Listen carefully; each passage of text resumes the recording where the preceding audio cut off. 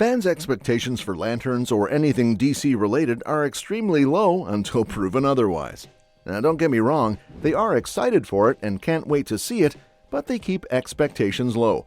So, do they need to keep the low expectations for Lanterns? Well, in this video, we'll discuss everything about how DC is going about the Cosmic Detective show, including the release window and plot, and stick around till the end, as we will discuss all the comics DC is adapting for their franchise reboot. And I'm pretty sure after hearing all that, you might just feel as giddy as a kid spotting an ice cream truck on a hot summer day. Now, isn't it wild that we haven't seen a killer live-action Green Lantern movie yet? Remember that one from 2011? Yeah, it had all the ingredients for success: a top-notch director like Martin Campbell, you know, the guy who did Casino Royale, a stellar cast led by Ryan Reynolds, and a treasure trove of source material. But somehow, it ended up being a total flop. Critics panned it and it tanked at the box office. Pretty disappointing considering the potential, right? Since that flop, the Green Lantern has been MIA in DC's live-action ventures, except for a quick glimpse in Justice League. But fear not, because TV has been kinder to our Emerald hero. Remember those awesome animated series like Justice League and Green Lantern, the animated series? They've been hits. Now, with the new heads of DC Studios, James Gunn and Peter Safran taking the reins, they're bringing the Green Lanterns to the small screen in a big way. Their new show, simply called Lanterns, is going to be a serialized TV series. And get this, it's not just about one Green Lantern, but two. The dynamic duo leading the charge in Lanterns are none other than Hal Jordan, the OG human Green Lantern we've seen in the 2011 flick and the animated series, and John Stewart, the Green Lantern famous for his Justice League appearances.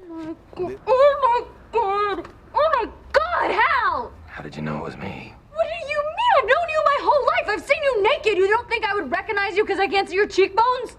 This new series is part of Gunn and Safran's Gods and Monsters phase, and it's shaping up to be a real game changer.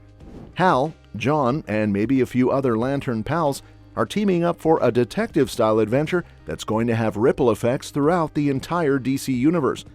The infamous buddy cop-style Green Lantern show, it's been in the works forever, shrouded in mystery. But guess what?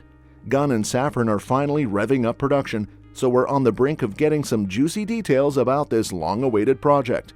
In the meantime, let's dive into when and where Lanterns is releasing. Gunn spilled the beans in his announcement video. Lanterns is heading straight to HBO Max. And let's be real, it's a perfect fit. HBO Max is basically the DC hub, offering up all your favorite Green Lantern goodies. From the 2011 film to the animated series and every Lantern-lit flick in between, it's all there, making HBO Max a must-have for any Green Lantern fan. Since Lanterns is still in the early stages, there's no firm release date yet, but we do have a ballpark idea. According to Gunn's release plan, it looks like Lanterns will drop sometime between his Superman reboot, Superman Legacy, and the super anti-hero ensemble film The Authority. While we don't have a release date for The Authority yet, we know Superman Legacy is hitting theaters on July 11, 2025. So if we connect the dots, Lanterns will probably light up HBO Max sometime after the summer of 2025. Now, let's come to the big boys of the show and what are their comic origins. I'm talking about Hal Jordan and John Stewart. Before Hal Jordan donned the iconic green ring and joined the Justice League, his backstory was pretty straightforward. His dad, Martin, was an Air Force pilot who lived life on the edge, testing out all the fancy new military gadgets. Sadly, Martin's luck ran out in a plane crash, but that didn't stop Hal from following in his daring footsteps. Hal was a bit of a troublemaker, always pushing the limits, but destiny had other plans for him. When Abin Sur, a Green Lantern on his last legs, passed on his ring and lantern, Hal was chosen as his successor. And just like that, Hal became the Green Lantern, armed with the power to create whatever he could imagine with his ring. He's faced off against all sorts of baddies, both from Earth and beyond, with his biggest foe being Sinestro, his former mentor turned nemesis, and leader of the notorious Yellow Lanterns. Mark Strong played Sinestro in the 2011 flick in case you missed it. John Stewart's journey to becoming a Green Lantern had a different flavor compared to Hal's. He was a Marine, boots on the ground, not soaring through the skies like Hal. But one thing they had in common was their defiance of authority when it came to protecting the innocent. This fearless streak caught the attention of both the Green Lantern Corps and later the Justice League, making John a natural fit alongside Hal and another human lantern, Guy Gardner. John's tenure as a Green Lantern was nothing short of impressive, maybe even surpassing his predecessors. He made history by becoming the first human member of the Guardians of the Universe, the big shots who run the whole Green Lantern show. That's some serious street cred. Now, do we know anything about what these two will be doing in the Lanterns? Basically, do we know the plot? Well, Gunn spilled some juicy details about the show's vibe and storyline in his announcement video. First off, Lanterns is going to be grounded on Earth for the most part, no intergalactic jaunts here. And get this, it's going to have a true detective vibe, diving into the crime and mystery scene. Interesting, right? Now, about that promo art, Hal's decked out in green, symbolizing goodness and willpower, while John's rocking the yellow, representing evil and fear. Could this mean they're not exactly going to be the best buds in the series? Gunn also hinted that we might see more Lanterns in action, like Guy Gardner and Jessica Cruz. And here's the kicker, the story's going to weave right into the big picture of the DC Universe. When it comes to the cast and crew of Lanterns, it's still a mystery. We know James Gunn and Peter Safran are steering the ship as executive producers, but as for the folks who will be donning those iconic rings, we're in the dark. But what has been announced are the comic books inspiring the new DCU. Gunn and Safran are cooking up something big for the DC Universe, and they're not holding back. Their plan involves weaving a 2-chapter saga across movies, TV, and even games. The first chapter, dubbed Gods and Monsters, will shine the spotlight on familiar faces like Superman and Green Lantern, as well as some lesser-known squads like the Creature Commandos and the Authority.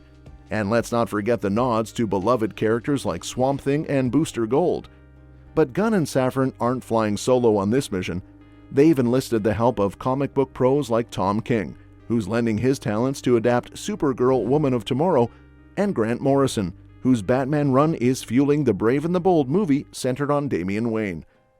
James Gunn is drawing inspiration from several key comic books to shape the future of the DC Universe.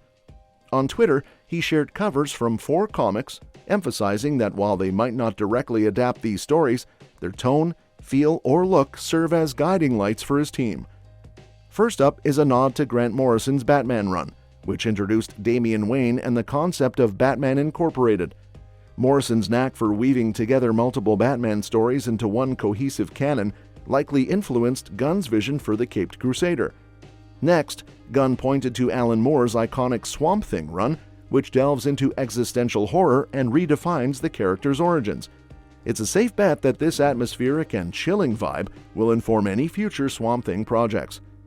Another Morrison masterpiece, All-Star Superman, also made the cut. This storyline explores Superman's final days and his quest for world peace, showcasing a blend of hope and wonder amidst somber themes, a direction that could shape the Man of Steel's future on screen. Finally, Gunn highlighted the Authority Omnibus by Warren Ellis, showcasing this lesser-known superhero team's adventures. Gunn's interest in exploring diverse corners of the DC Universe suggests that the Authority's blend of groundbreaking storytelling and unconventional heroes could play a significant role in the DCU's evolution. With these comics as touchstones, it's clear that Gunn and his team are crafting a bold and diverse future for DC's iconic characters. What do you think about Gunn's plan? Let me know your thoughts in the comment section below. Well, that's it for today. Don't forget to hit the like button and subscribe. Thanks for watching the video, and we'll catch you in the next one.